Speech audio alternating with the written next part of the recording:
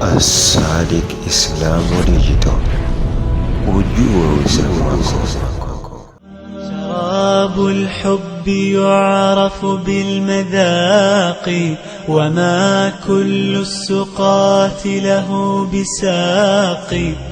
شراب الحب يعرف بالمذاق. Assalamu alaikum wa rahmatullahi wa barakatuh. Karibu tena ndugu yangu katika imani. Mume unayetamani kuona macho ya mkeo yaking'aa kwa furaha, na mke unayetamani kuona moyo wa mumeo ukitulia unapokuona. Katika ujumbe uliopita tuliona kwa nini ni muhimu kuongeza mapenzi yenu. Leo hatuishii kwenye nadharia. Leo tunashika mikono yenu kuwaonyesha njia, ni mbinu gani ndogo lakini zenye uzito mkubwa mbele ya Allah zinazoweza kuigeuza nyumba yenu kuwa kipande cha pepo hapa duniani. Andaa moyo wako na fungua masikio ya nafsi yako, na hebu tuzitembee njia hizi pamoja. Njia ya kwanza, emu ulimi wako uwe chemchemi ya asali. Yani maneno yanaumba na maneno yanabomoa.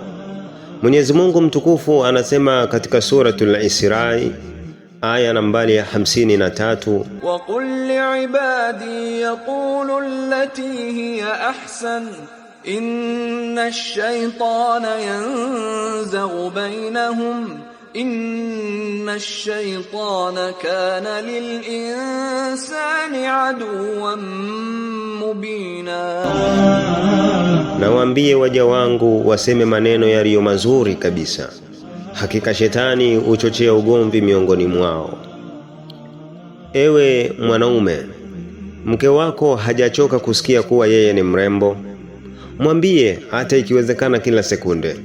Mtume wetu sallallahu alaihi wa alihi wasallam, ambaye ni mwanamume bora kuliko wote, yeye alikuwa akimuita mkewe Aisha kwa jina la utani la mahaba, ya Humaira, yani mwenye mashavu ya wekundu na urembo.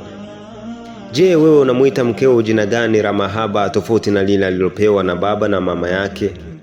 Au ndo unamuita mama fulani? Kwa hiyo angekuwa tasa, manake usingebadilisha jina lake. Na wewe mwanamke, unamuita mumeo kwa sauti gani?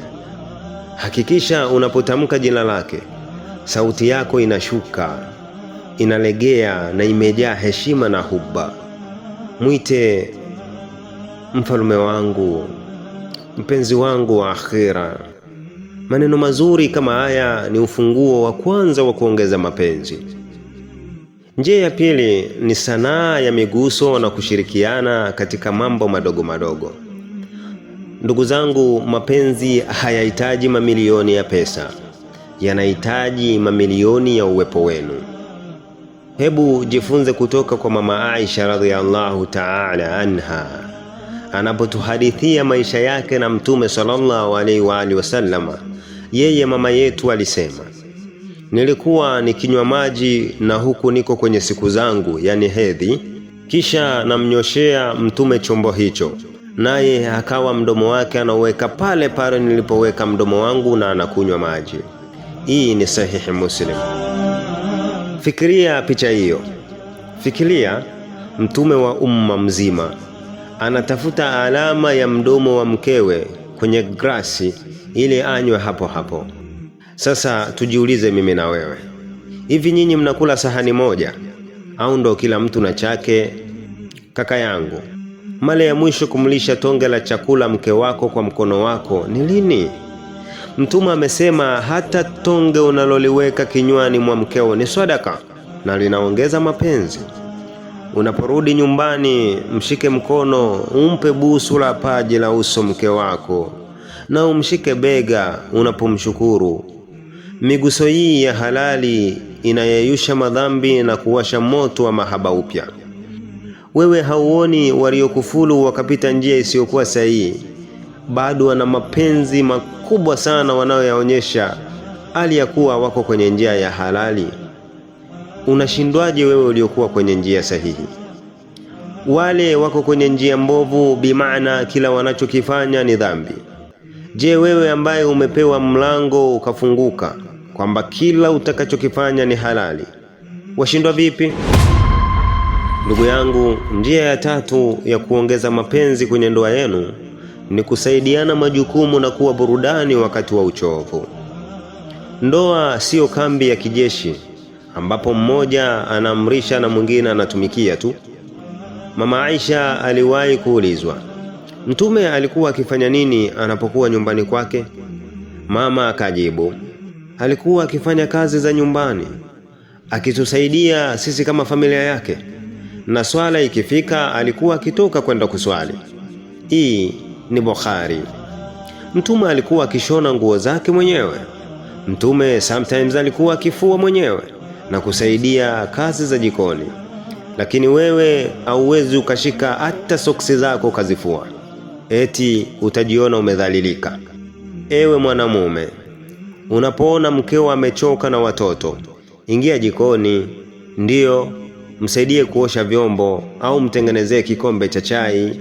Kitendo hicho pekee kinaweza kikamfanya kuone wewe ndiye mwanaume bora kuliko wote duniani. Ewe dada yangu, mumeo anaporudi kutoka kwenye mihangaiko ya kutafuta riziki, ashatoa majasho ya kutosha, mpe mapumziko ya macho na akili. Mpokee mikononi, mpe maji ya baridi, na usimkabili na malalamiko kabla hajatulia. Kuwa vazi la amani kwake basi. Ndugu yangu Muislamu, njia ya mwisho na yenye nguvu zaidi kuliko zote ni kuswali pamoja na kuombeana dua. Mtume wetu Muhammadin sallallahu alaihi wa alihi wasallam alitoa dua maalum akisema, amerehemewa mwanamume anayeamka usiku akaswali kisha akamwamsha mkewe akaswali, na amerehemewa mwanamke anayeamka usiku akaswali kisha akamwamsha mumewe akaswali. Hii ni Abu Daud. Hakuna kitu kinachounganisha mioyo kama kusimama usiku mkiwa mmegeukiana kibla kimoja, mume akiwa imamu na mke akiwa nyuma yake, mkawa mnalia mbele ya Allah subhanahu wa ta'ala, mkamshtakia Mwenyezi Mungu matatizo ya ndoa yenu, mkamshtakia Mwenyezi Mungu matatizo ya uchumi wenu, mkamshtakia Mwenyezi Mungu ulinzi wa watoto wenu, mkamshtakia Mwenyezi Mungu udhaifu ulioko kwenye ndoa yenu, na mkamshtakia Mwenyezi Mungu kwamba sisi waja wako tulioko mbele yako sasa hivi tunahitaji pepo yako ya Firdausi. Mkimaliza kuswali, hemu mume mgeukie mke wako, mshike kichwa chake na useme, ya Allah, mbariki mke wangu, nimepata amani kwake. Anzeni leo, chukueni hatua hizi ndogo.